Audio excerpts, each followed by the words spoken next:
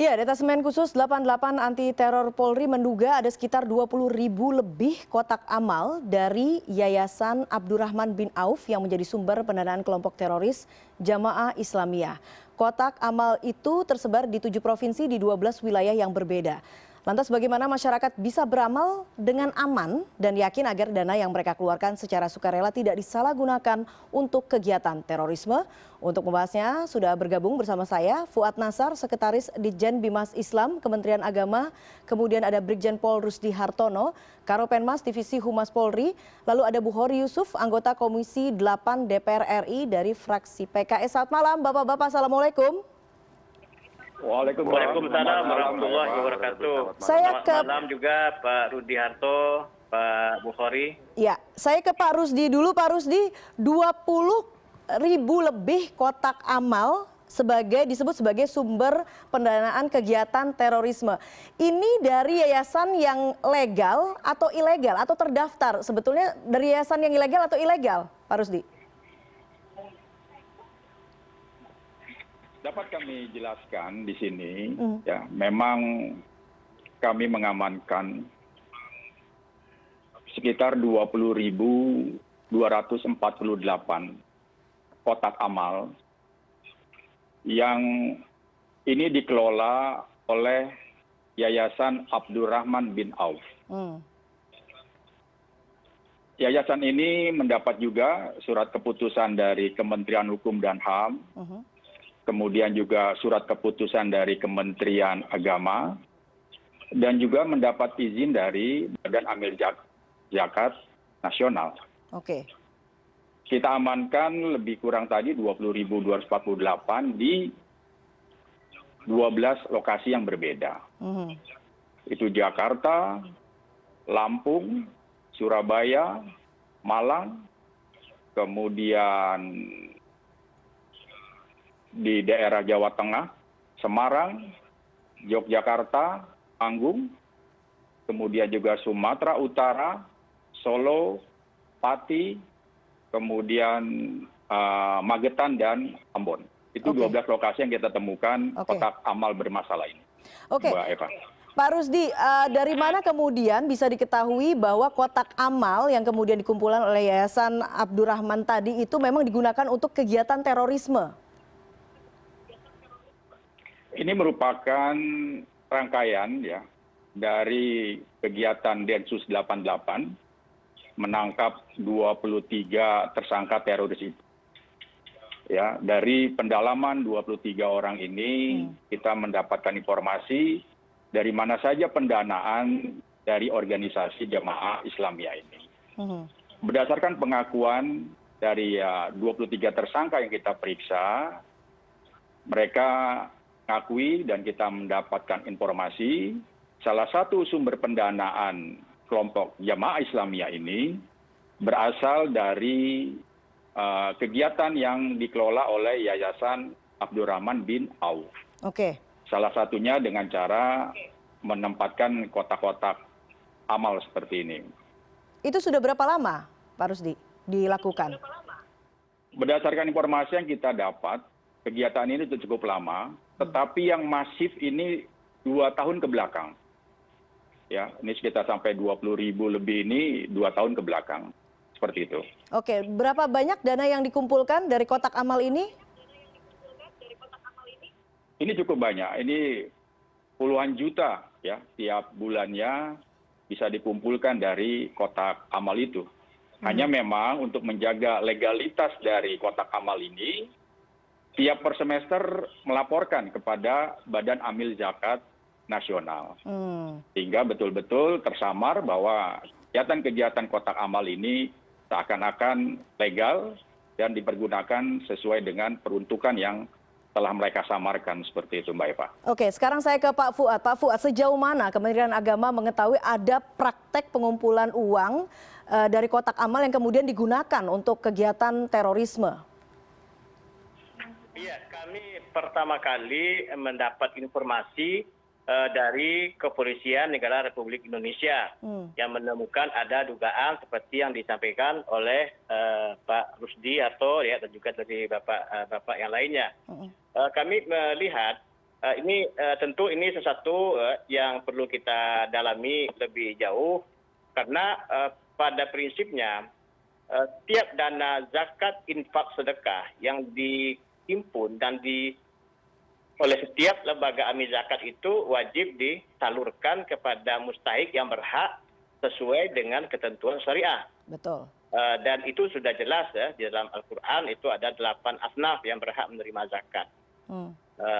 Baik itu fakir, miskin, orang dalam perjalanan, untuk dakwah, sabilillah dan sebagainya. Nah, adapun kegiatan-kegiatan yang berkaitan dengan terorisme itu jelas di luar ajaran agama, karena kegiatan terorisme tidak ada kaitannya sama sekali dengan agama ya, dengan agama apapun. Karena teroris adalah kejahatan kemanusiaan, kejahatan terhadap peradaban. Nah, itu jelas sekali di dalam penetapan fatwa dari MUI sudah tegaskan. Perlu kami sampaikan bahwa setiap lembaga pengelola zakat yang mendapat izin legitimasi dari pemerintah berdasarkan undang-undang itu menghimpun, mengelola, menyalurkan secara desentralisasi. Jadi tidak distorkan ke Basnas di pusat, tetapi hanya laporannya yang disampaikan secara berjenjang, secara berkala. Nah, ini tentu menuntut ya kesadaran semua pihak di dalam memastikan penyaluran itu sesuai dengan ketentuan agama dan tidak menyimpang dari perundang-undangan yang ada. Di Kementerian Agama sendiri kita punya mekanisme di dalam pengawasan seperti dalam audit syariah ya dan sebagainya yang kita lakukan kepada lembaga-lembaga amil zakat yang ada. Itu dilakukan baik di tingkat pusat maupun di tingkat daerah.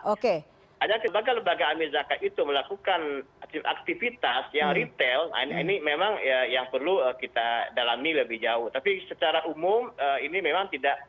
Karena apa? Karena setiap lembaga-lembaga amil zakat itu menghimpun sesuai dengan ketentuan agama. Kalaupun ada penyimpangan-penyimpangan itu jelas ya, oknum ya, yang perlu kita telusuri lebih jauh. Terima kasih. Pak Fuad, tapi kalau kemudian disampaikan oleh Pak Rusdi tadi, praktek seperti ini sudah berjalan kurang lebih 2 tahun. Artinya sejauh mana kemudian pengawasan yang dilakukan oleh pemerintah sampai kemudian praktek 2 tahun ini baru diketahui saat ini begitu? Ya, ini tentu menjadi bahan ya evaluasi bagi pemerintah di dalam memastikan pengawasan kita yang lebih efektif sampai ke lini kabupaten, kota dan sebagainya. Ya. Oke, Pak Buhori, kalau Anda melihatnya di mana celahnya sehingga ada praktek kemudian pengelolaan uang masyarakat yang disalurkan secara sukarela kemudian dilakukan oleh yayasan yang kemudian terdaftar secara legal di Kementerian Agama termasuk salah satunya kemudian bisa digunakan untuk kegiatan yang sifatnya ilegal?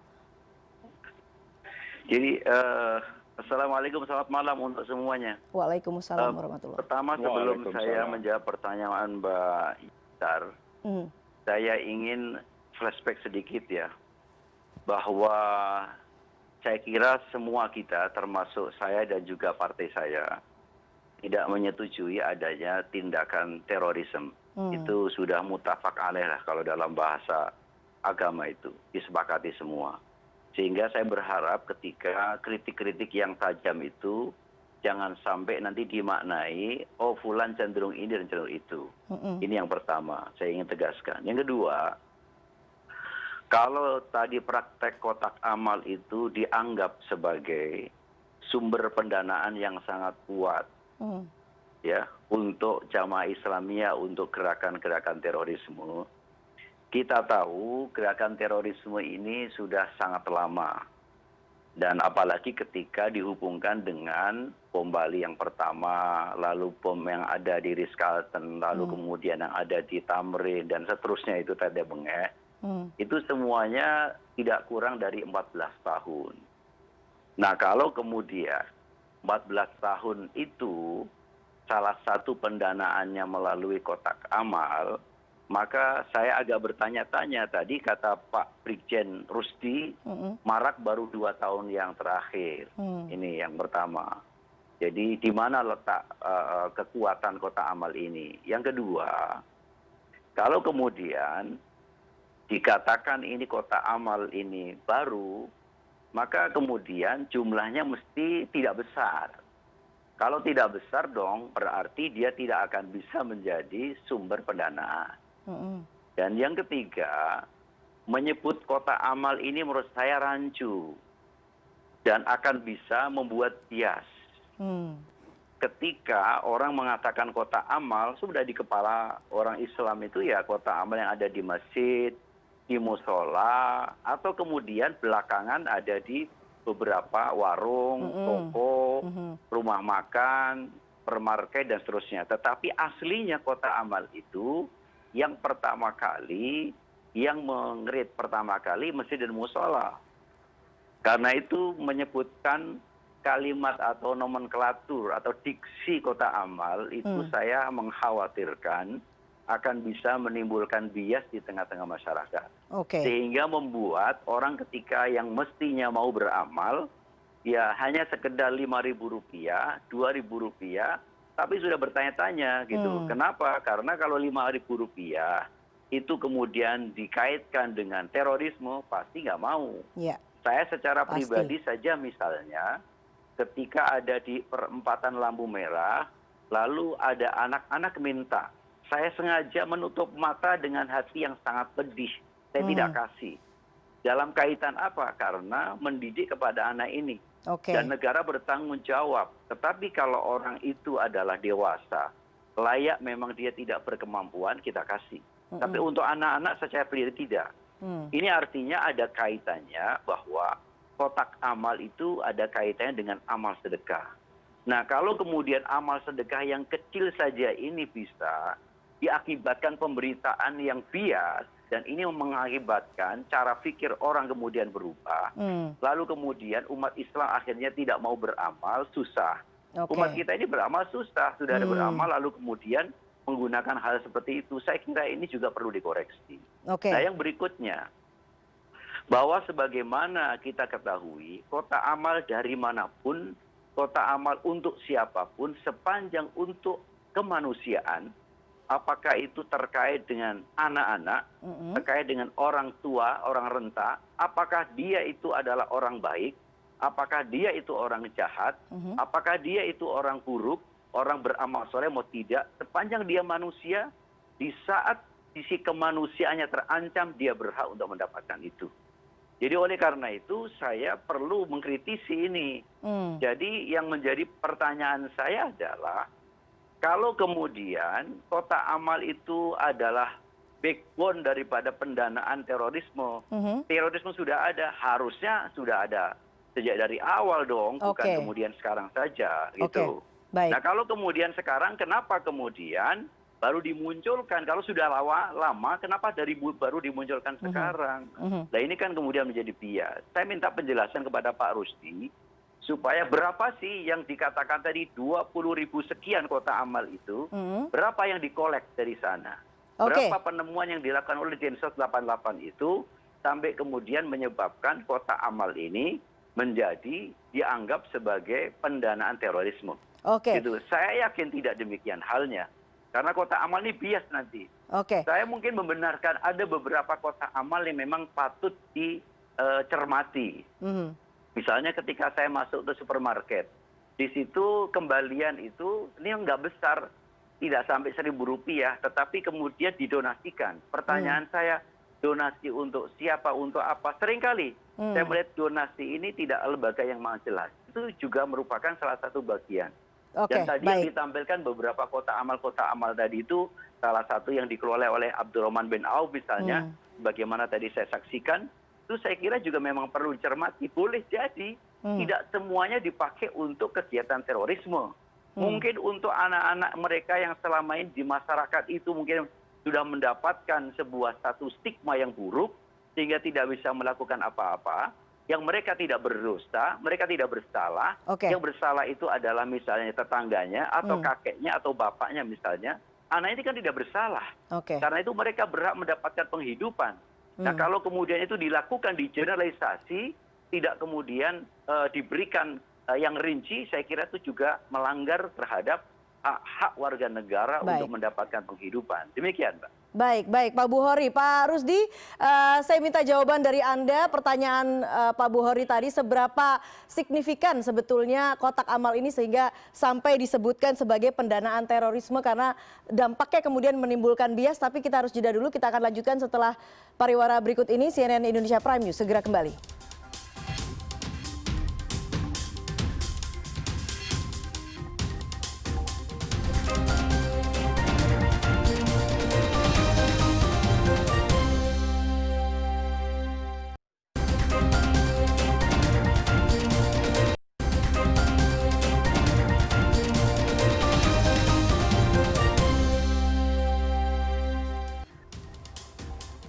Ya, Anda masih bersama kami di CNN Indonesia Prime News. Saya langsung ke Karopemas Mabes Polri. Pak Rusdi menjawab pertanyaan yang tadi disampaikan oleh Pak Buhori. Seberapa signifikan sebetulnya kotak amal ini sebagai sumber pendanaan teroris? Karena dengan menyatakan atau dengan memberikan pernyataan soal kotak amal sebagai sumber pendanaan teroris menimbulkan dampak dan kemudian bias di masyarakat. Jadi kita memahami bersama bagaimana mempertahankan satu eksistensi organisasi. Itu pasti membutuhkan biaya. Kalau tidak ada biaya, pasti organisasi apapun tidak akan eksis. Dana yang digunakan untuk menjaga eksistensi dari jemaah Islamiyah ini antara lain dari donatur luar negeri. Sekarang transaksi dari luar negeri, aliran dana dari luar negeri sudah sangat ketat diawasi oleh pemerintah. Sehingga dari mereka kesulitan sekarang mendapat donatur dari luar negeri.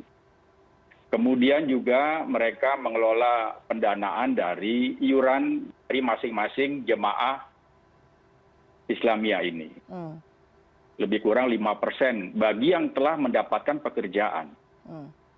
Tidak semua pengikut jemaah Islamiyah ini adalah pekerja. Cukup banyak juga mereka pengangguran. Artinya yang 5% itu tidak mampu membayar. Nah, dari dana-dana seperti ini yang ada, tentunya jemaah Islamiyah melihat kekurangan dalam rangka menjaga eksistensi dari organisasi itu sendiri. Dan mereka terus berpikir membuat satu skenario bagaimana mencari dana yang mereka bisa gunakan untuk menjaga eksistensi jemaah Islamiyah ini.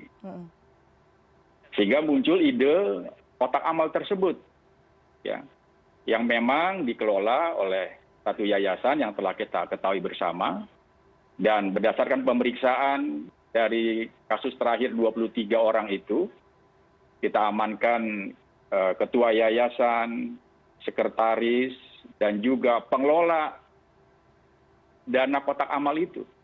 Dan mereka juga mengakui memang dana yang terkumpul sebagian mereka gunakan untuk membantu kegiatan-kegiatan maupun aktivitas dari kelompok jemaah Islamiyah.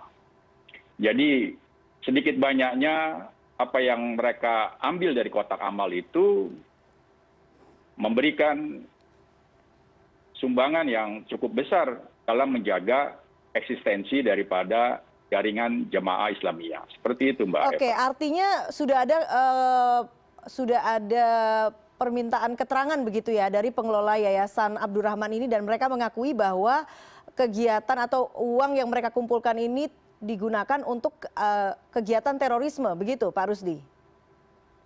Betul sekali, Mbak Eva. Ya, seperti saya katakan tadi, kita telah mengamankan dan sudah menjadi tersangka semua Ketua Yayasan Abdurrahman bin Auf, kemudian sekretarisnya, dan juga salah seorang yang mengelola kotak amal ini, inisial DN, itu kita amankan. Dan dari keterangan-keterangan inilah memperjelas bahwa aktivitas dari yayasan ini memang memberi sumbangsi dalam rangka menjaga eksistensi daripada jaringan jemaah Islamiyah. Oke. Seperti itu, Mbak Eva. Pak Buhori, menjaga eksistensi dari jaringan jamaah Islamiyah.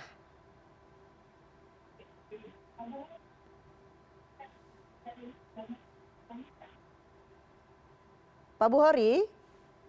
Siap. Iya, dana kotak amal yang kemudian dikumpulkan oleh Yayasan Abdurrahman bin Auf ini sudah diklarifikasi oleh pengelola yayasan sendiri digunakan untuk menjaga eksistensi dari jaringan terorisme Jamaah Islamiyah. Ya, saya kira itu bisa dimengerti ya, lembaga apapun saya kira. Tapi yang saya persoalkan adalah kenapa kita menggunakan diksi kotak amal. Nih loh. Apakah tidak ada diksi lain dari polisi untuk menggunakan supaya tidak menimbulkan bias di tengah-tengah publik? Ini satu. Yang kedua, polisi dengan seluruh perangkatnya tentu sangat canggih untuk menelusuri.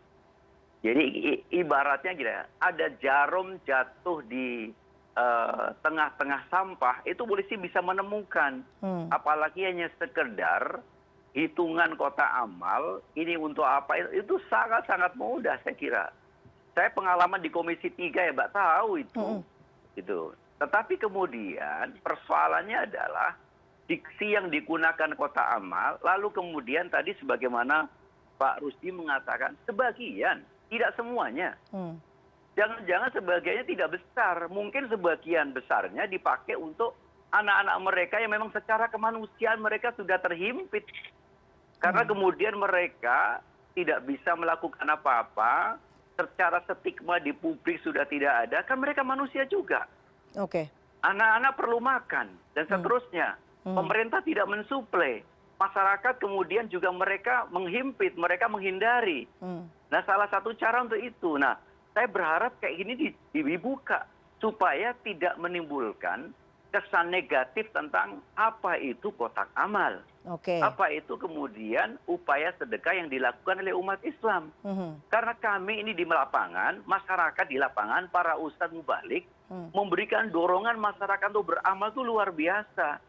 Karena pemerintah negara tidak mampu menyelesaikan persoalan-persoalan sosial, persoalan-persoalan agama, persoalan-persoalan masalah kemanusiaan hanya menggantung kepada negara. Karena itu kita perlu jiwa-jiwa yang beramal ini. Nah, jangan sampai jiwa ini mulai tumbuh, hanya ada persoalan sedikit lalu digeneralisasi itu.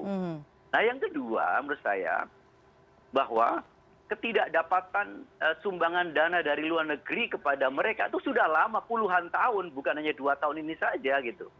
Setahu saya itu sudah puluhan tahun, Pak. Karena berbagai macam negara, sejak misalnya tentang transparansi terhadap berbagai macam transfer dari luar negeri, itu bukan hanya setahun 2 tahun, 10 tahun terakhir. Nah, kalau kemudian baru mencari gerakannya itu adalah baru 2 tahun terakhir, dia pas mati kelaparan semuanya dong kalau itu jaringan satu-satunya. Nah, oleh karena itu sekali lagi menurut saya, coba disampaikan secara transparan lah. Diterangkan secara proporsional. Jangan sampai menimbulkan bias di tengah masyarakat, hal-hal yang baik menjadi buruk, yang buruk menjadi baik gitu ya. Ini yang saya tidak sepakat gitu. Bahwa dalam hal orang-orang yang sengaja punya niat buruk kepada bangsa dan negara, apakah dengan cara terorisme, dengan cara korupsi, dengan cara melakukan tindakan-tindakan yang tidak berperi kemanusiaan, itu tugas polisi untuk menyelesaikan. Setuju, sangat-sangat setuju. Kita dorong, kita dukung dengan seluruh perangkat-perangkatnya.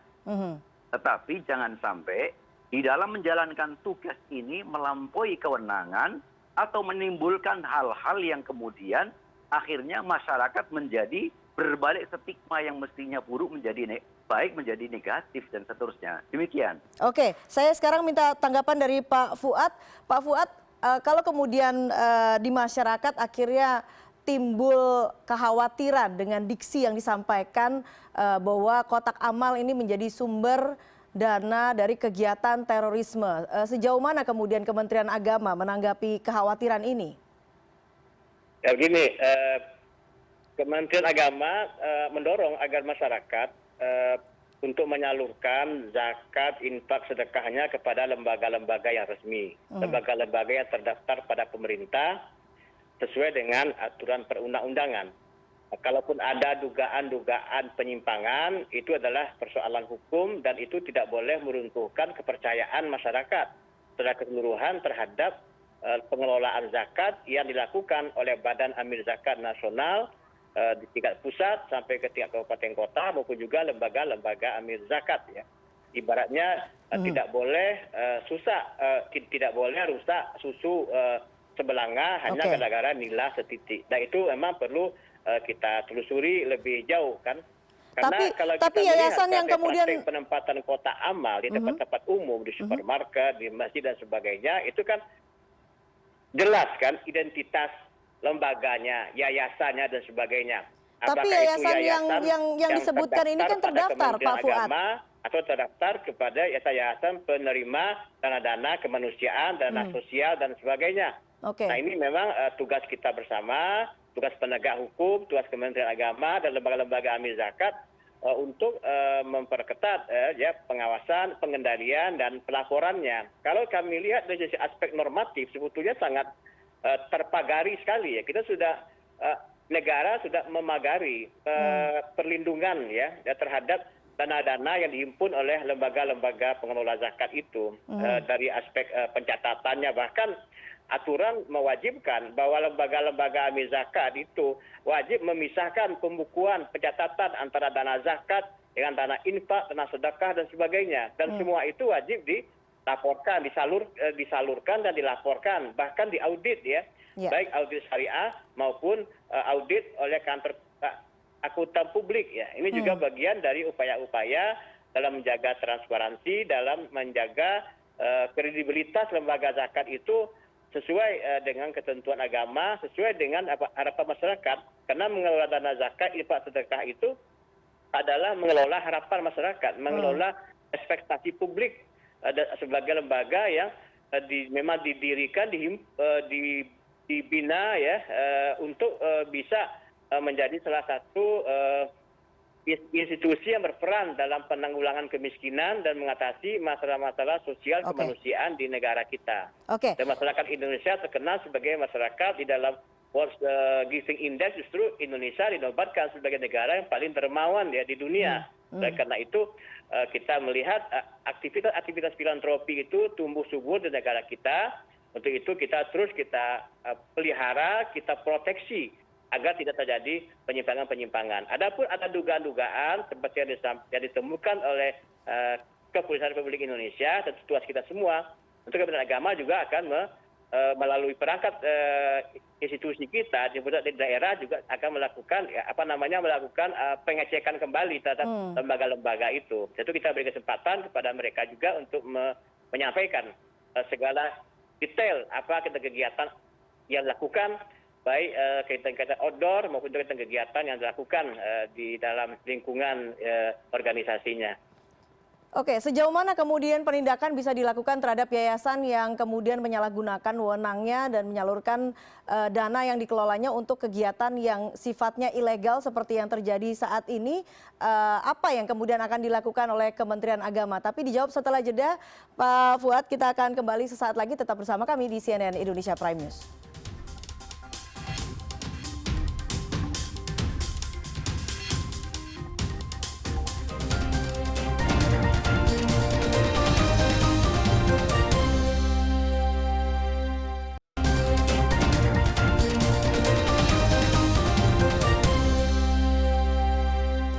Ya, Anda kembali di CNN Indonesia Prime News. Saya lanjutkan ke Pak Fuad. Pak Fuad, pengelola Yayasan Abdurrahman bin Auf sudah dijadikan tersangka oleh polisi. Apa yang akan dilakukan oleh Kementerian Agama untuk menindaklanjuti temuan polisi ini? Sejak tahun 2016, Kementerian Agama sudah menerbitkan Peraturan Menteri Nomor 5 Tahun 2016 tentang tata cara pengenaan sanksi administratif dalam pengelolaan zakat. Ada 3 sanksi administratif yang dapat dijatuhkan oleh Kementerian Agama sesuai dengan aturan perundang-undangan, yaitu yang pertama adalah sanksi berupa peringatan tertulis. Oke. Kalau untuk Yang kasus yang kedua, ini, penghentian sementara dari kegiatan dan atau pencabutan izin operasionalnya. Itu sesuai dengan tingkat pelanggaran, tingkat kesalahan yang ditemukan. oke. Kalau untuk kasus ini, sanksinya akan seperti apa? Tentu ini akan melihat ya dari hasil gelar kasusnya bagaimana. Kami juga perlu kerjasama dengan pihak kepolisian Republik Indonesia untuk melihat ya tingkat pelanggaran yang dilakukan. Apakah pelanggaran itu dilakukan bersifat masif atau bersifat kasuistik di suatu cabang tertentu ya. Karena kita perlu mempelajari secara komprehensif untuk dapat menegakkan hukum secara proporsional.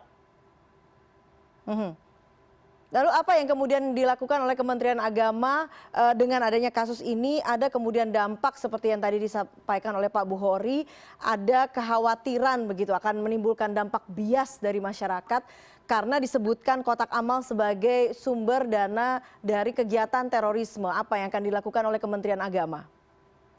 Ya, Kementerian Agama akan terus melakukan edukasi kepada publik ya, kepada umat untuk tidak terpengaruh dengan kasus-kasus yang terjadi, tapi terus melakukan amal-amal sosial sesuai dengan perintah agama, sesuai dengan panggilan rasa kemanusiaan kita, apalagi di tengah pandemi COVID-19 ini, di mana diperlukan kesetiakawanan sosial, kegotong royongan, dan ibadah sosial yang lebih masif dari umat, terutama yang memperoleh nikmat harta penghasilan yang berlebih untuk memperhatikan dan menolong saudara-saudaranya yang tidak berkemampuan. Oke, sekarang saya ke Pak Rusdi. Pak Rusdi, kalau tadi kemudian disebutkan oleh Pak Buhori ada dampak kemudian karena disebutkan sumber pendanaan ini dari kotak amal. Apakah kemudian masyarakat bisa melihat kotak amal seperti apa yang dicurigai menjadi kotak amal yang nanti akan digunakan untuk kegiatan terorisme? Apakah ada ciri khusus misalnya yang kemudian bisa dipahami oleh masyarakat? Jadi polisi mengungkap ini ya dalam rangka bagaimana mengingatkan kepada masyarakat secara luas bahwa masalah terorisme ini sudah menjadi ancaman nyata bagi bangsa dan negara ini. Kemudian dari kotak amal yang kita amankan, yang kita identifikasi, yang memang sudah dipastikan itu mendanai daripada aktivitas jamaah Islamiyah, itu tidak memiliki ciri-ciri khusus. Ya sama dengan yang lainnya, kotak kaca, ada yang berbingkai memakai aluminium, ada juga kotak kaca yang berbingkai dengan menggunakan kayu. Jadi tidak memiliki ciri-ciri khusus, ya ini bagian daripada mereka untuk menghindari mudah dipantau oleh pihak-pihak aparat keamanan. Seperti itu. Jadi yang penting bagi masyarakat setelah mengetahui permasalahan ini tidak mengurangi niat masyarakat untuk melakukan kebaikan, untuk bersedekah dan sebagainya. Hanya dari kami, dari kepolisian menghimbau lebih berhati-hati. Jangan sampai niat baik ketika disalurkan pada badan yang kurang tepat, maka mungkin hasilnya bukan satu kemanfaatan bagi bangsa dan negara ini dan juga bagi masyarakat secara luas. Begitu Mbak Eva. Oke, Pak Buhori, bagaimana kemudian mencegah agar praktek semacam ini tidak terulang kembali begitu?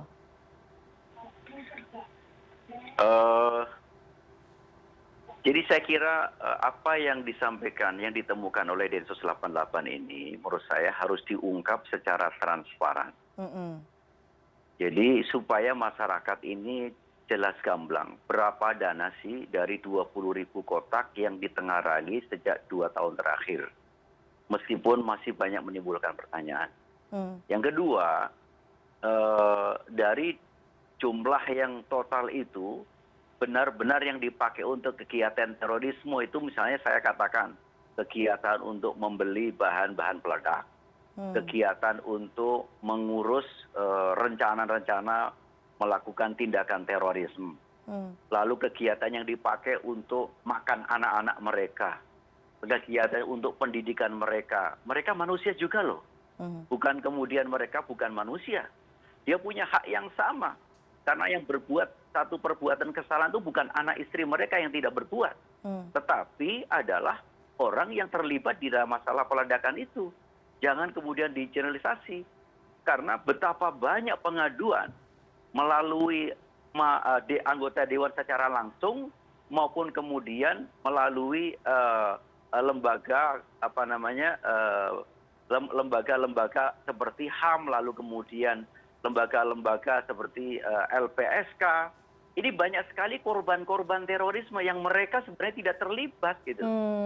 Nah, saya khawatir gitu, di situ juga termasuk bagian karena mereka secara otomatis terstigma negatif sehingga mereka tidak bisa leluasa di tengah-tengah masyarakat. Kalau itu yang kita lakukan, apakah kita nggak berbuat dosa itu? Apakah kita tidak kemudian membunuh orang yang tidak berhak kita bunuh? Gitu. Ini tidak boleh itu saya kira. Jadi supaya dibuka, transparan, rinci kepada publik. Ini yang pertama, supaya masyarakat hilang stigmanya. Yang kedua, saya tetap tidak sepakat dengan kepolisian ketika menggunakan diksi pilihannya itu adalah kotak amal. Ada kata-kata lain kok yang kemudian tidak mendiskriminasi. Walaupun di satu sisi polisi mengatakan tetap saja menyuruh masyarakat. Tidak bisa, Pak. Saya kasih data. Potensi zakat sedekah di Indonesia itu mencapai 257 triliun. Tetapi kemampuan yang bisa dieksplor sampai hari ini oleh semua lembaga zakat, lembaga amil zakat, Basnas maupun lembaga zakat, totalnya setahun cuma hanya dapat sekitar 7-8 triliun. Itu artinya kita masih membutuhkan satu effort yang besar mendorong masyarakat untuk siap dan untuk gemar bersedekah, gemar berzakat dan seterusnya. Baru kemudian sedikit lalu kemudian ada diksi-diksi yang kemudian meragukan. Kalau misalnya diksi tersebut itu misalnya di tengah-tengah masyarakat yang sudah mapan cara sedekah, saya kira ada masalah. Tapi bangsa kita, masyarakat kita ini masih perlu belajar. Saya kasih contoh. Ketika misalnya uang atau sembako atau apa yang sebenarnya diberikan orang yang kena musibah, diberikan orang yang kena corona, diberikan orang yang miskin, dikorupsi juga. Itu artinya apa? Artinya kita nggak punya empati, gitu. Nah, oleh karena itu, janganlah gunakan diksi-diksi yang menimbulkan bias di tengah-tengah masyarakat, khususnya Islam. Karena yang terdepan yang akan memberikan arahan, dorongan, seterusnya, itu adalah para mubalik, para ustadz, para kiai. Jadi bukan kemudian Kementerian Agama selama ini sudah baik melakukan satu pengaturan, cukup ketat, cukup baik. Dan bahkan ada laporan-laporan secara berkala dari penadikan dana yang diambil dari masyarakat itu. Tetapi kemudian untuk menimbulkan, untuk mendorong galangan, ada semangat berzakat, bersedekah masyarakat, itu peran terbesarnya itu adalah para ustadz, para kiai, para guru. Dan ini setengah mati kita lakukan.